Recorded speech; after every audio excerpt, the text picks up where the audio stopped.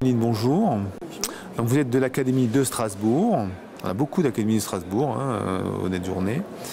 On va parler des outils de synthèse dans le cadre avec une focale sur les SVT, c'est ça? Oui, c'est ça.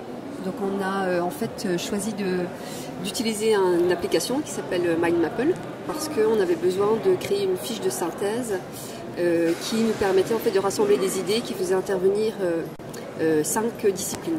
Et donc l'acquisition de tablettes nous a permis d'utiliser cette application et donc d'avoir cette carte mentale réalisée assez facilement. Donc MindMapple, et on rappelle les disciplines engagées.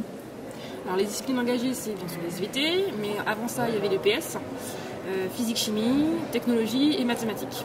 Donc en gros, chez nous, c'était une relation entre les performances sportives et un outil qu'on utilise dans le sport, un ergomètre, qui est un outil en fait, qui est utilisé pour s'entraîner à l'aviron indoor.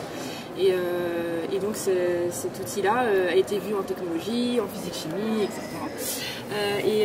Et en SVT, on a plus parlé du fonctionnement du corps, de la connaissance, des risques, du dopage, des limites, etc. Et donc l'ensemble a donné plein de pistes aux élèves pour répondre au problème de comment être performant vis-à-vis d'une compétition. Et tout ça, ça a été rassemblé dans une carte mentale que des élèves ont fait par groupe. Voilà. Donc vous êtes référent numérique de l'établissement. Oui, c'est ça. C'est vous qui jonglez entre les différentes disciplines, menez à bien le projet. Disons qu'en tant que référent numérique, j'essaye de me tenir au courant un petit peu des nouvelles applications qui peuvent être sympathiques, d'essayer d'insuffler un petit peu la dynamique aux collègues, et voilà, ça passe très bien, et donc on a pu effectivement travailler très rapidement sur ces outils-là, et c'était sympathique. Alors c'est sympathique pour nous, mais c'est surtout sympathique pour les élèves. Les élèves, quand ils utilisent ce type d'outils, ils réussissent à très rapidement obtenir quelque chose de très stylé, très tendance, avec des couleurs, avec leur propre mise en forme. Et à la fin, ils obtiennent un document qui est propre et qui donne envie de garder, envie de montrer. Et là est l'intérêt en fait. Est-ce que vous partagez ce sentiment? Parce qu'elle dit que c'est super bien, mais on va vérifier. Est-ce qu'en classe... Oui, je partage. Moi qui suis moins numérique, du coup l'utilisation est très facile. Et utiliser l'outil pour moi, ça a nécessité peu de temps finalement. Et la transmission aux élèves a été également très simple, puisque pour eux c'est relativement intuitif.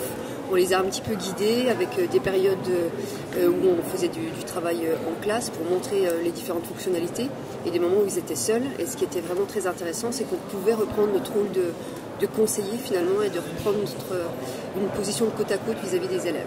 Donc oui, effectivement facile. Alors le travail est quand même avec les enseignants, ça nous intéresse aussi pas mal.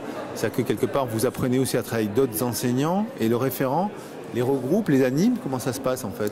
Alors là, en l'occurrence, pour la partie numérique, à la fin de l'année, on fait un échange entre les différents enseignants pour savoir qui c'est qui a proposé tel outil ou tel outil. Et donc, effectivement, l'échange est intéressant parce que c'est en montrant les productions des élèves qu'on se rend compte que ça peut être très très intéressant pour tout le monde. Donc votre boulot, c'est de chercher les applications qui tournent sur les tablettes. On a parlé de carte heuristique. Est-ce qu'il y a d'autres types d'applications qui sont utilisables aussi dans ce contexte? Dans ce contexte, on a utilisé cette année aussi une application qui s'appelle Freeze Chrono. Donc c'est une application qui sert surtout normalement à la géographie, à l'histoire, pour les frises en fait, des temps historiques. Et donc nous on l'a un peu détourné en mettant une autre échelle et donc en l'utilisant pour les temps géologiques. Et donc là les élèves, certes ils ne vont pas travailler sur l'échelle parce que ça va être tout automatique, mais ils vont travailler sur la mise en forme et rajouter des événements, rajouter des images sur les événements. Et pour eux après ils ont un outil finalement synthétique, un résultat synthétique qui leur permet aussi d'appréhender mieux les choses et d'avoir envie de le relire et de l'apprendre. Est-ce que cette approche EPI qui est relativement nouvelle provoque des nouvelles situations et un engagement plus fort au niveau du numérique? Alors oui, puisque de toute façon on est obligé maintenant de collaborer d'équipe à équipe. Donc à l'intérieur même d'une équipe on est cohérent, on essaie de travailler ensemble et là on est finalement obligé entre guillemets d'aller les uns vers les autres et donc de développer des outils un petit peu nouveaux. Et le numérique, je trouve que c'est un lien qui permet de nous unir. Ça rassemble un peu? Oui, ça rassemble. D'accord. Par contre la fonction référent, je ne veux pas insister dessus, mais Est-ce que c'est essentiel aussi ou est-ce que sans référent, ça serait aussi simple? Alors non, la fonction de référent, elle est clairement essentielle puisqu'il y a une appétence pour le numérique de la part donc, de ma collègue et c'est des outils que je n'aurais certainement pas découverts par moi-même parce que c'est pas quelque chose qui était forcément inné chez moi.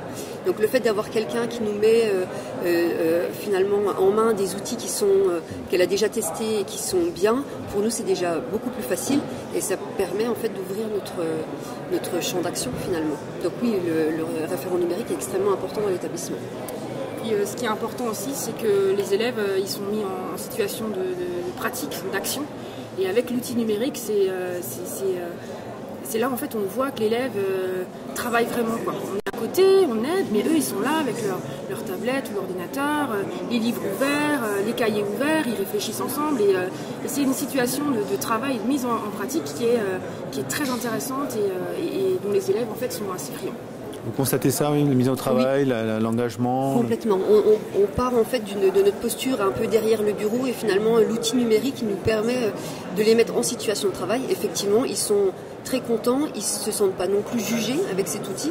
Et nous, on reprend réellement notre rôle de côte à côte, comme je le disais tout à l'heure. C'est-à-dire qu'on a le temps de passer, de leur expliquer les choses.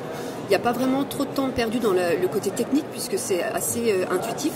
Et du coup, on peut réellement les aider sur les notions scientifiques qu'on veut faire passer ou d'autres dans le cadre des EPI. Donc EPI, référent numérique et numérique, c'est le trio gagnant? Oui, finalement oui.